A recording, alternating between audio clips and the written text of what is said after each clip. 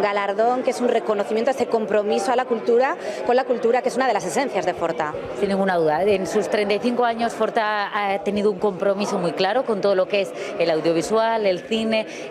Decimos, no solamente cuentan las historias de lo que estamos sucediendo a través de esa federación con 12 organizaciones, 12 cadenas autonómicas, que al final lo hacen posible, pues los trabajadores que estáis en ellas y también los espectadores que nos están viendo apoyan esa cultura, y en muchos momentos somos ese primer ladrillo, esa primera secuencia para construir grandes historias, somos ese primer ladrillo en la construcción de una película, porque se da la ayuda anualmente a más de 300 obras cinematográficas, series y películas a través de todas esas cadenas que integran Forta, y siempre es en esa fase de elaboración, de preproducción, de guión, y es un paso muy importante al principio.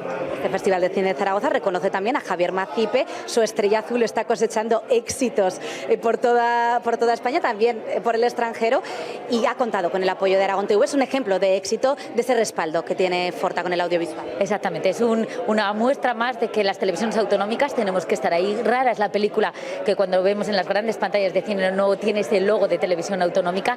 Es un ejemplo, el de Macipe, de que tenemos que estar ahí porque es fundamental nuestro apoyo, y al ser plataformas de decir que bueno, lo local puede saltar al mundo a través de las televisiones autonómicas. Nosotros tenemos que apoyar el talento, sin ninguna duda. Apoyamos a los guionistas, a los actores, a los directores, para que luego a través de ellos veamos en la gran pantalla grandes historias que se construyen desde lo local.